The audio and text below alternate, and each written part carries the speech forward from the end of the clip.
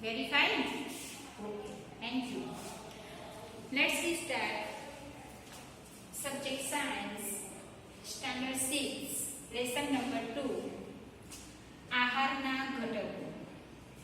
આપણે lesson number 1 માં ખોરાક ક્યાંથી મળે છે એ સમજ્યા. બરાબર? હવે આજે આપણે આહારના ઘટકો વિશે સમજ મેળવવાની છે. તો આપણને દરેકને ખબર છે કે સજીવને જીવન જીવવા માટે હવા, પાણી અને ખોરાક જરૂરી છે. તમે લોકો સવારે ઉઠો છો એટલે તરત પેટમાં ભૂખ લાગે છે ને, એટલે બ્રશ કરીને શું કરો છો? ચા નાસ્તો. એટલે કે દરેક સજીવને પ્રાણી હોય, વનસ્પતિ હોય કે મનુષ્ય હોય, મનુષ્યને પણ આપણે શું ગણ્યું હતું? સજીવમાં છે. મનુષ્ય સજીવ છે, વનસ્પતિ પણ સજીવ છે. બરાબર? તો એને દરેકને જીવન જીવવા માટે હવા, પાણી અને ખોરાકની જરૂર છે. તો આજે આપણે પાઠ 2 માં આહારના ઘટકો, જેને કહેવાય કમ્પોનેન્ટ્સ ઓફ ફૂડ, એમાં શૈક્ષણિક મુદ્દાઓ છે કે આપણે આ 4 ટોપિક ઉપર વાત કરવાની છે. આ જે લેસન છે આ 4 ટોપિક ઉપર આધારિત છે. એમાં પહેલો છે વિભિન્ન પ્રકારના ખાદ્ય પદાર્થોમાં શું હોય છે. તો તમે લેસન 1 માં શીખી ગયા કે કોઈ પણ પદાર્થ હોય છે, ખાદ્ય પદાર્થ, એ 2 કે તેથી વધુ ઘટકોનો બનેલો હોય છે. તમે શીખી ગયા ને? દાખલા તરીકે એક નાના સરખા ઉદાહરણ દ્વારા આપણે ફરીથી રિવિઝનમાં લઈ લઈએ કે ભાત. તો 2 પદાર્થોનો બનેલો છે, ચોખા અને પાણી. જ્યારે આપણે દાળ બનાવી હોય તો એમાં 2 થી વધારે પદાર્થોનો એટલે કે ઘટકોનો સમાવેશ થાય છે. તો આપણને દરેકને ખબર છે કે વિભિન્ન પ્રકારના જે ખાદ્ય પદાર્થો હોય છે એ 2 કે તેથી વધુ ઘટકોના બનેલા હોય છે. હવે આમાં આપણે પહેલો ટોપિક જોઈએ કે આપણા આહારની કોઈ પણ વાનગી તમે લઈ લો. દાખલા તરીકે હું ઇડલી ઢોસા લઉં છું, તો એમાં તમે ઇડલી ઢોસા બનાવવા હોય તો કયા કયા ખાદ્ય સામગ્રી લેશો? સરસ, પહેલા પાઠની આધારિત જ છે. કયા વિદ્યાર્થી મિત્રો હોય છે? Very good. ચોખા, અડદની દાળ, એની અંદર તમે મીઠું નાખશો અને એ રીતે તમે ઢોસા કે ઇડલી બનાવશો. બરાબર ને? એટલે 2 થી વધારે ખાદ્ય સામગ્રી રહેલી છે. એમાં આપણે મીઠું અને જે પાણી છે, મીઠું, એને આપણે ખાદ્ય સામગ્રી તરીકે ગણતા નથી, કારણ કે મીઠું આપણને શેમાંથી પ્રાપ્ત થાય છે? દરિયામાંથી. એ એક પ્રકારનો ક્ષાર છે. ઓકે? તો આપણે અહીંયા આગળ દાળ, ભાત, શાક, રોટલીના ઉદાહરણ જોયા હતા પહેલા પાઠમાં કે 2 થી વધારે એમ કે ખાદ્ય સામગ્રીમાંથી બને છે. ઓકે? ખોરાકના પ્રાપ્તિ સ્થાનો પણ આપણે જોયા. એમાં પહેલો ટોપિક છે ખોરાકના પ્રાપ્તિ સ્થાનો.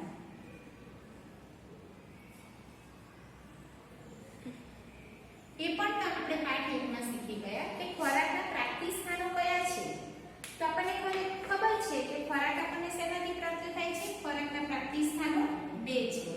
કયા કયા? વનસ્પતિ અને પ્રાણી. એટલે આપણે વનસ્પતિ પેદાશ અને પ્રાણી પેદાશ વિશે શીખી ગયા. તો વનસ્પતિ પેદાશમાં કઈ આપણે લીધી હતી? કઈ લીધી હતી બાળ મિત્રો? તો આપણે જે અનાજ ખાઈએ છીએ, શાકભાજી ખાઈએ છીએ, ફળફળાદી ખાઈએ છીએ, એ બધાનો સમાવેશ વનસ્પતિ પેદાશમાં આવશે. બરાબર ને? અને પ્રાણી પેદાશ, તો પ્રાણી પેદાશમાં દૂધ, માંસ, ઈંડા, ચિકન કરી વગેરે આપણે પ્રાણી પેદાશમાં લીધું હતું, જોયું હતું ને?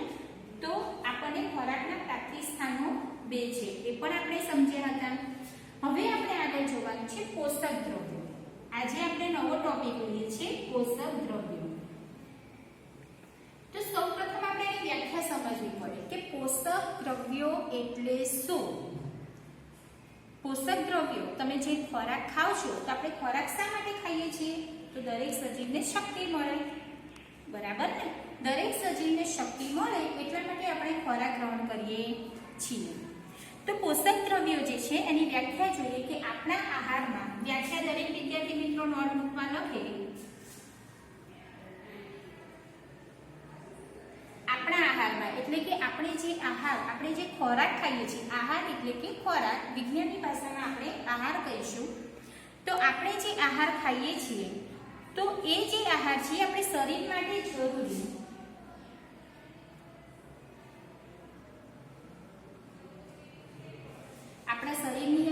જરૂરી પોષક તત્વો હોય છે તે આપણને આપે છે, એનાથી આપણને શક્તિ મળે છે. એટલે કે અહીંયા આવશે કે આપણે જે આહાર ખાઈએ છીએ, આપણા આહારમાં શરીર માટે જરૂરી કેટલાક આવશ્યક ઘટકો હોય છે, કેટલાક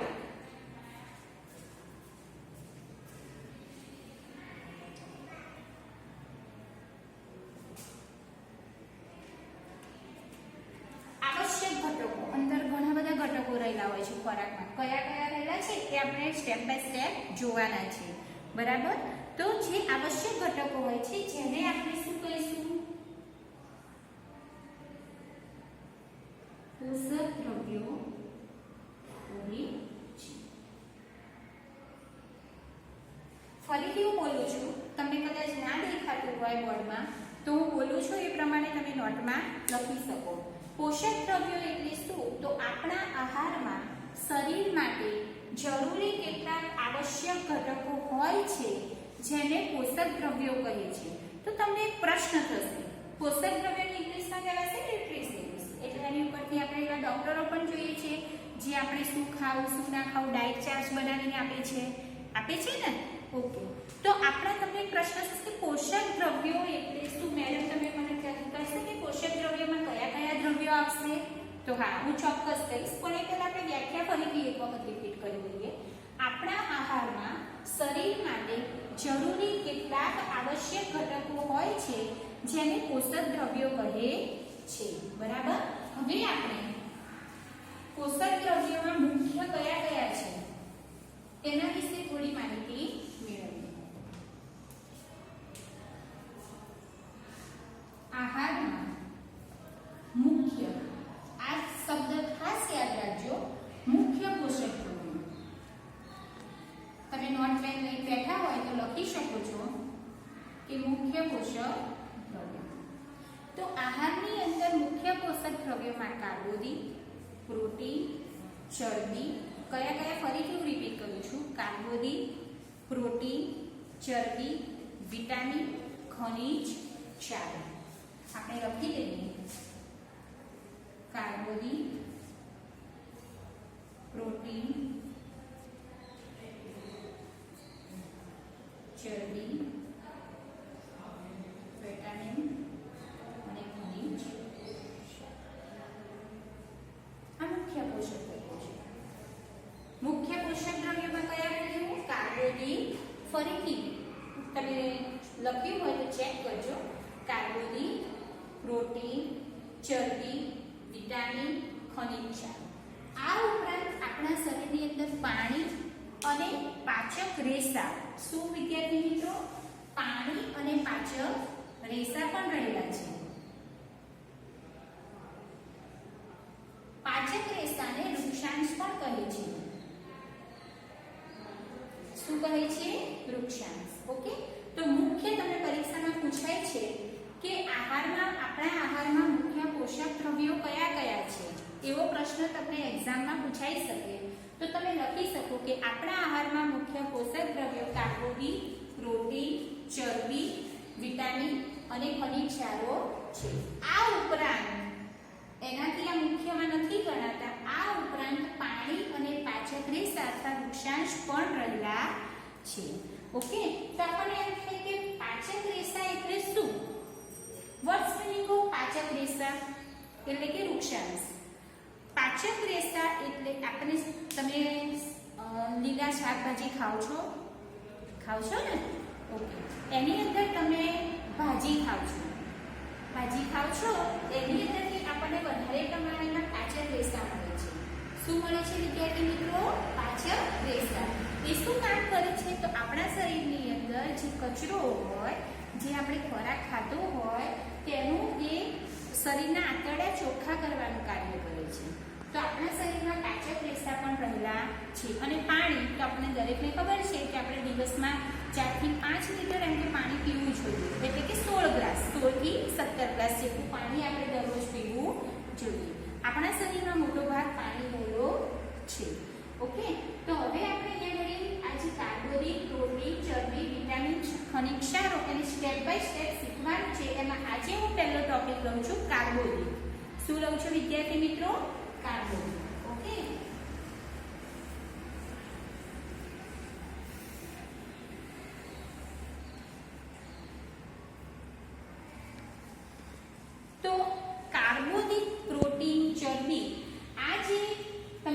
કયા પોષક દ્રવ્યો એ તમારા આહારમાં રહેલા છે કે નહીં તેવો તમને પ્રશ્ન થાય કે કયા આહારમાં કાર્બોદિત છે વધારે, કયા પ્રોટીન છે, કઈ ચરબી છે, તેવો તમને પ્રશ્ન થાય. તો એની ચકાસણી કરવા માટે કસોટીઓ આપેલી છે.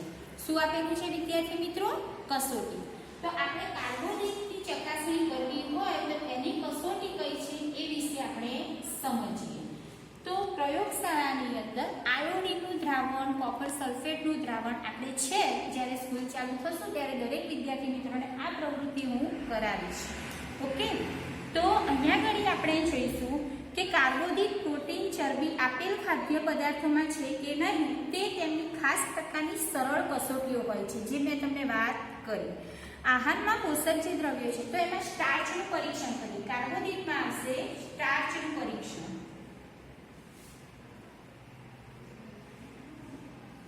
તમારા માટે આ શબ્દ નવો છે સ્ટાર્ચ, તો આપણે ધીમે ધીમે ખબર પડી જશે કે સ્ટાર્ચ એ કસોટીની અંદર જ તમને ખબર પડી જશે.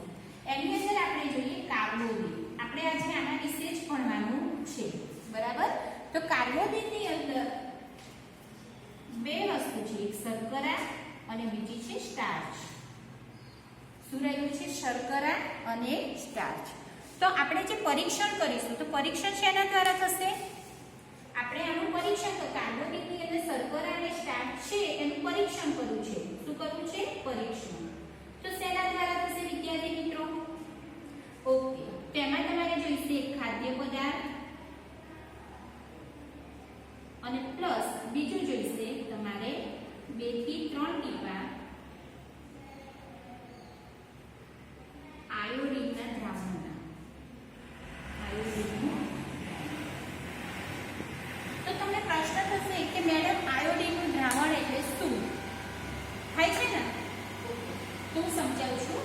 હું તમને બતાવીશ પણ ખરી આપણી લેબોરેટરીમાં છે કે આયોડિનનું દ્રાવણ પીળા રંગનું હોય છે. આછા પીળા રંગનું હોય છે.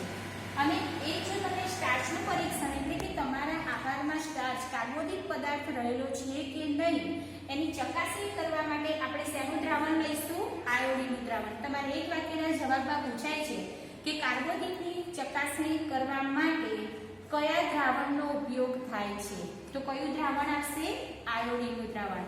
હું તમને આવા પ્રશ્ન અંદરથી જ કાઢીને આજે જે ટોપિક શીખવાડ્યો છે તેમાંથી 10 પ્રશ્નો કાઢીને તમને હોમવર્કમાં આપીશ.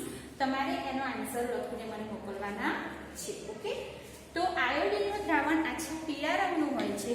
તો ખાદ્ય પદાર્થની અંદર તમારે સ્ટાર્ચનું કાર્બોદિત છે કે નહીં, સ્ટાર્ચ અંદર રહેલો છે નહીં, શર્કરા રહેલી છે કે નહીં એનું તમારે પરીક્ષણ કરવું હશે. તો ખાદ્ય પદાર્થ કોઈ પણ તમે લેવાનો. દાખલા તરીકે હું રોટલીનો ટુકડો લઈ શકું, બરાબર? બટાકાની સ્લાઇસ લઈ શકું, કોઈ પણ તમે લઈ શકો. તો ખાદ્ય પદાર્થ લેવાનો છે, એમાં 2 થી 3 ટીપા ડ્રોપરની પદ્ધતિ તમારે આયોડિનના મૂકવાના છે. જો તમારે એ જે ખાદ્ય પદાર્થ છે એનો રંગ કાળો કે ભૂરો, રંગ પરિવર્તન થશે. શું થશે વિદ્યાર્થી મિત્રો? રંગ પરિવર્તન થશે. જો એનો રંગ કાળો કે ભૂરો થઈ જશે ખાદ્ય પદાર્થનો તો તમને અનુમાન કરી શકશો કે એ ખાદ્ય પદાર્થ એ કાર્બોદિત એટલે કે શર્કરા અને સ્ટાર્ચ રહેલો છે. ખબર પડી? ફરીથી અગેન કહું છું કે આજે આપણે આહારના મુખ્ય પોષક દ્રવ્યોમાં કાર્બોદિત, પ્રોટીન, ચરબી, વિટામિન્સ એન્ડ ખનિજ ક્ષાર એમાં આપણે કાર્બોદિત વિશે પરીક્ષણ કરવાનું છે કે સ્ટાર્ચનું પરીક્ષણ.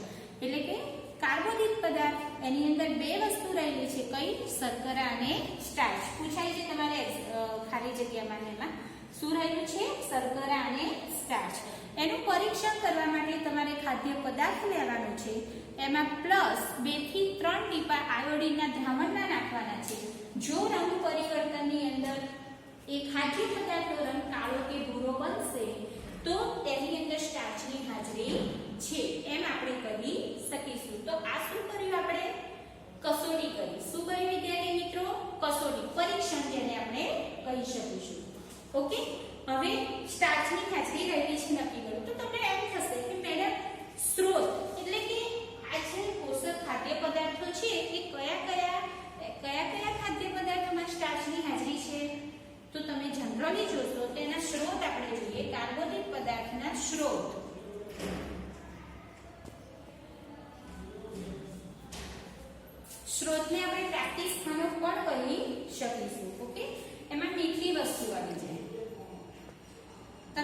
લખી શકશો મીઠી વસ્તુ. મીઠી એટલે ગળી, તમે જે ખાવ છો ને ગળી વસ્તુમાં તમે જે વસ્તુ ખાતા હોય, ખાંડ છે, ગોળ છે, મધ છે, એ તમામ વસ્તુ આવી જશે અહીંયા. એ સિવાય ગળ્યા ફળ ફળાદી, ચીકુ, કેળા, સફરજન વગેરે. એ ઉપરાંત મીઠી વસ્તુમાં તમે બીજું તમે દૂધ પાક ખાતા હશો, એમાં ખાંડ જ આવે ને, એટલે આપણે ખાંડ ગોળ લખી દીધું છે. પણ અતિશય ખાંડનો ઉપયોગ આપણે ન કરવો જોઈએ. ખાંડની અંદર એસિડ નામનું 3 સફેદ વસ્તુ હંમેશા ત્યાગ કરવો જોઈએ. કઈ 3 વસ્તુ? વિજ્ઞાનની છે, અદર છે, તમારે ભણવામાં નથી.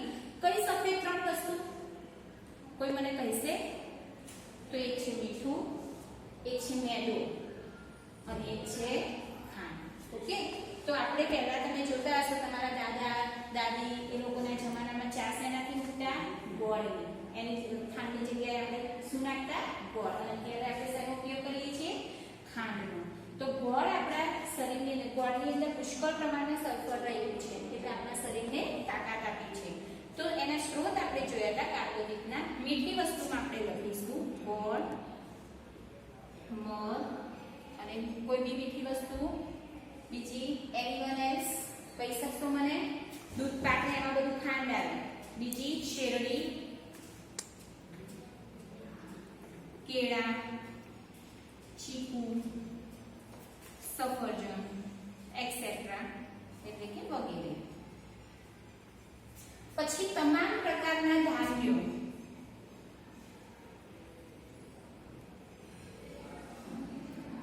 ધાન્ય એટલે વિદ્યાર્થી મિત્રો તમને ખબર જ હશે, અનાજ. ધાન્ય એટલે અનાજ. ઘઉં, ચોખા, બાજરી એક્સેટ્રા વગેરે. અને તમે વિદ્યાર્થી મિત્રો સૌથી વધારે તો તમે જે સવારે ભાત ખાવ છો ને, શેમાંથી બને? ચોખામાંથી. સૌથી વધારે કાર્બોદિત પદાર્થ આપણને ચોખામાંથી પ્રાપ્ત થાય છે. શેમાંથી થાય છે? ચોખામાંથી. ઓકે, તો આપણે કાર્બોદિતના સ્ત્રોત તમારે એક્ઝામમાં પૂછાઈ શકાય મોટા પ્રશ્ન તરીકે, તો તમે નોટમાં લખી શકો. તો હું લખાવું છું.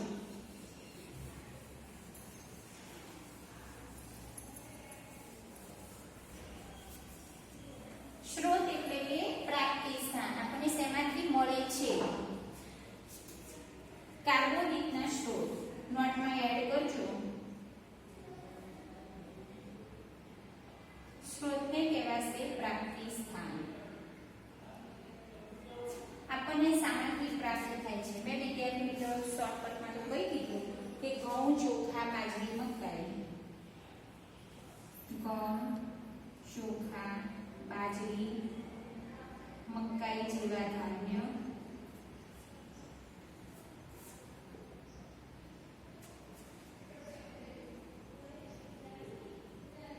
મીઠી વસ્તુ. તમે જે મીઠી વસ્તુ ખાતા હોય એ મીઠી વસ્તુ કઈ આવશે? બોલો. ગોળ, શેરડી, મધ.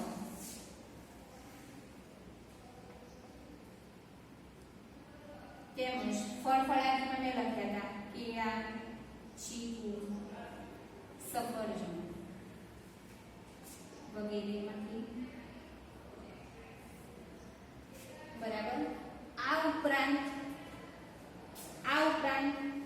તો કંદમૂળમાંથી, જે કંદમૂળ એટલે જમીનમાં થતા હોય, બટાકા, શક્કરિયા જેવા કંદમૂળમાંથી આપણને કાર્બોદિત પુષ્કળ પ્રમાણમાં મળે છે. બરાબર. તો આપણને કાર્બોદિત પુષ્કળ પ્રમાણમાં મળે છે, પ્રાપ્ત થાય છે. તો તમારે આવો એક પ્રશ્ન પૂછાય છે તો તમે દરેક જણા વિદ્યાર્થી મિત્રો નોટબુકમાં એડ કરશે.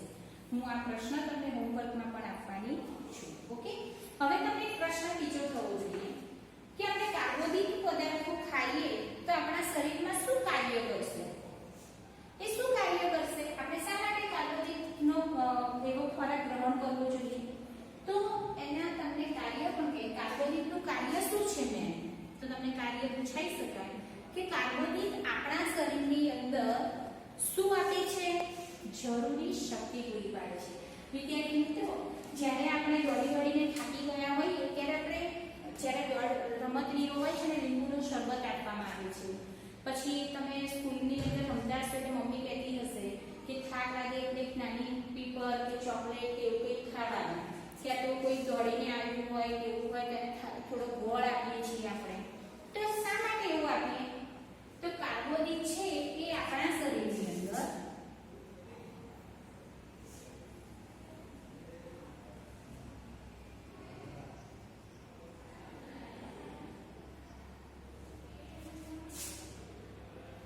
જરૂરી શક્તિને ઉર્જા પણ કહી શકાય.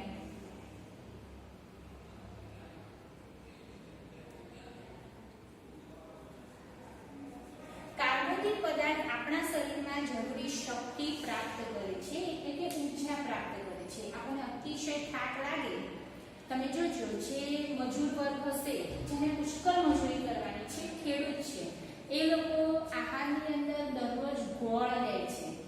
ખબર છે તમને? શા માટે લે છે? કારણ કે એમાં કાર્બોદિત મળે છે, જેનાથી એમના શરીરમાં જે થાક લાગ્યો હોય એ થાક ઓછો થાય છે અને નવી ઉર્જા એમના શરીરમાં ઉત્પન્ન થાય છે.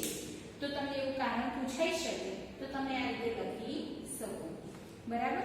તો આપણે અહીંયા શું જોયું એ ફરીથી હું રિપીટ કરું છું. જેને નવો વિષય છે તમારા માટે સાયન્સ એન્ડ ટેકનોલોજી, તમે EVS ભણ્યા, પણ સાયન્સ એન્ડ ટેકનોલોજીની અંદર અમુક વર્ષ એવા હશે કે તમારા માટે ખૂબ જ નવા છે. તો આપણે ફરીથી એક વખત રિવિઝન કરી લઈએ કે શૈક્ષણિક મુદ્દાઓની અંદર આપણે જોયું વિભિન્ન પ્રકારના ખાદ્ય પદાર્થો જે હોય છે એ 2 થી વધારે પદાર્થોના બનેલા હોય છે. જોયું ને આપણે ખાદ્ય સામગ્રી હોય 2 થી વધારે પદાર્થો હોય છે અંદર.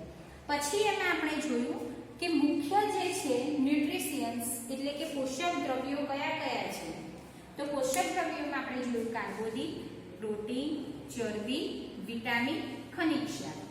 ઓકે, મુખ્ય છે. પાણી અને પાચક રેસા પણ આ ઉપરાંત આપણા શરીરમાં રહેલા છે. પાચક રેસાને બીજું નામ છે વૃક્ષાંશ.